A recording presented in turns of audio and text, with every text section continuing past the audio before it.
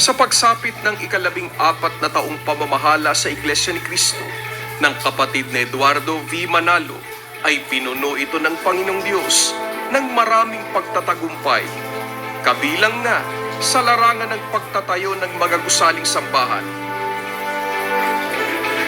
Mula September 7, 2009 hanggang September 7, 2023 ay may kabuang 3,898 ang mga gusaling sambahan sa buong mundo ang ipinagawa ng Iglesia ni Cristo at itinalaga sa Panginoong Diyos. Kasama na rito ang mga ipinatayong mga barangay chapels at ang mga edipisyong sumailalim sa repair and renovation.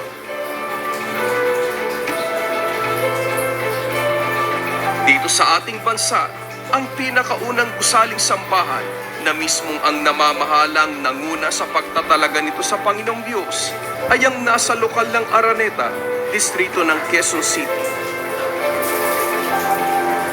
Sa ibayong dagat naman ay ang gusaling sambahan sa lokal ng Heathrow na nasa London, United Kingdom, ang kauna-unahang sambahang itinalaga sa Diyos ng kapatid ni Eduardo V. Manalo at siyang unang sambahang inihandog niya sa kontinente ng Europa.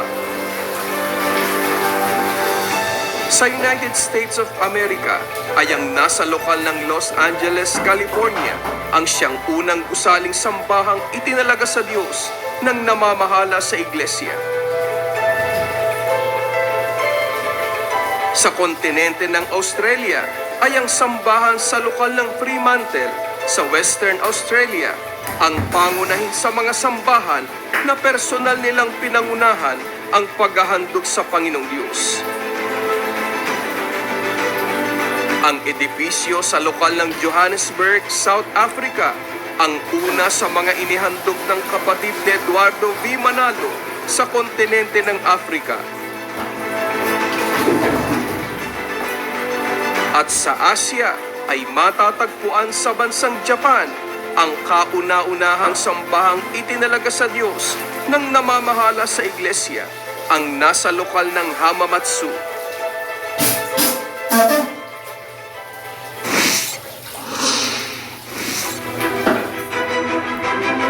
Iba't ibang seating capacity ng mga kapilya at gusaling sambahan ang ipinatayo at ipinagawa ng Iglesia ni Cristo batay sa bilang ng mga kapatid sa isang dako at sukat ng lote na pagtatayuan nito. Narito ang ilang sa mga malalaking gusaling sambahan na ipinatayo at itinalaga hanggang sa pagsapit ng ika-14 na taong matagumpay na pamamahala ng kapatid ni Eduardo V. Manalo sa Iglesia ni Cristo.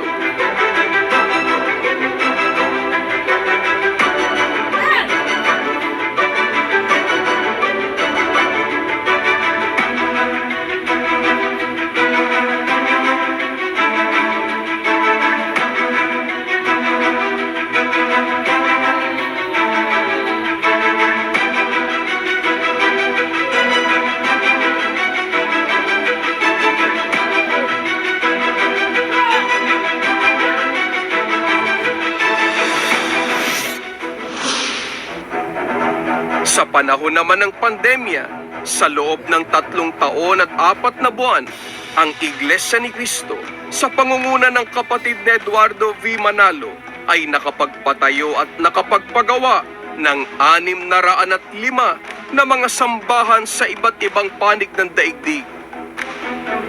Isinagawa ang mga pagtatalaga sa Panginoong Diyos sa pamamagitan ng mga live streaming worship services, lalo na noong kasagsagan ng pandemya na pinaira lang minimum health and safety protocols sa panahon ng pagsamba, na sinundan ng mga personal na pagdalaw ng namamahala nang unti-unting magluwag ang mga restrictions ng pamahalaan ukol sa mga pagtitipon. Ang kauna-unahang itinalaga na gusaling sambahan sa pangunguna ng tagapamahalang pangkalahatan ng iglesia ay ang newly renovated at pinalaking edipisyo sa lokal ng General Malvar sa Davao City noong August 8, 2020 na may seating capacity na 1,670. Sa ibayong dagat naman, sa 17 mga sambahan na naihandog sa panahon ng pandemya, ay ang mga sambahan sa lokal ng Mapeteng, Lesotho, Southern Africa, sa lokal ng Carlingford, Australia East, at sa lokal ng El Cajon, California, USA, ay ang mga unang gusaling sambahang magkakasamang inihandog sa Diyos sa pangunguna ng namamahala ng Iglesia via live streaming worship service. Kasabay nito, ang dalawang malalaking gusaling sambahan sa Pilipinas na itinalaga sa Diyos, ang 850-seater na edibisyo sa lokal ng Rojas, Isabela, at ang 1,300 capacity na estruktura sa lokal ng United Bayanihan, San Pedro, Laguna.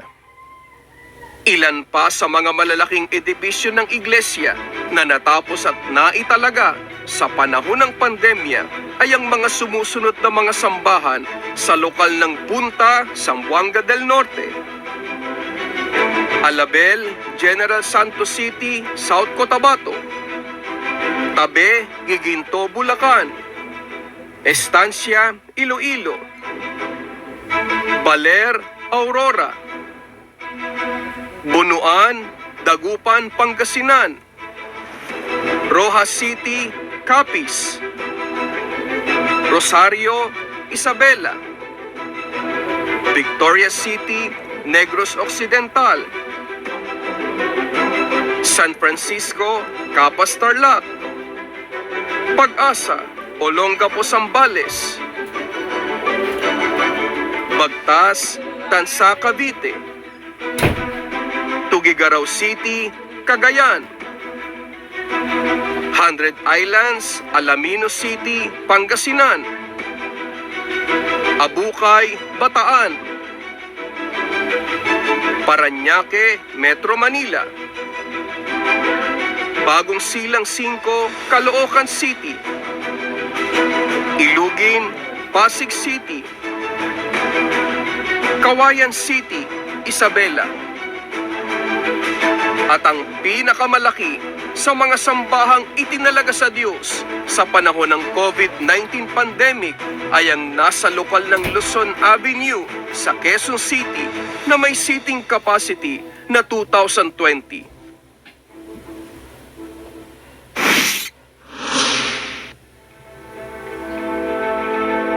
Tuloy-tuloy sa gawaing pagtatayo ng mga gusaling sambahan ng Iglesia ni Cristo.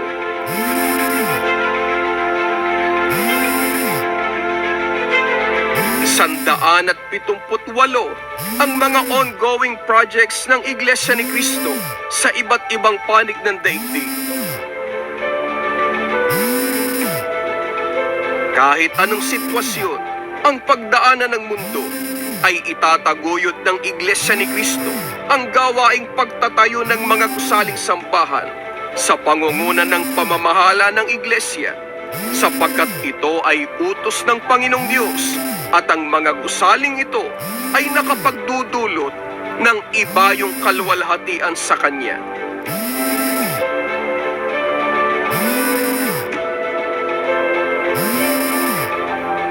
Ako po si kapatid na Richard Don Diego para sa Pundasyon Update.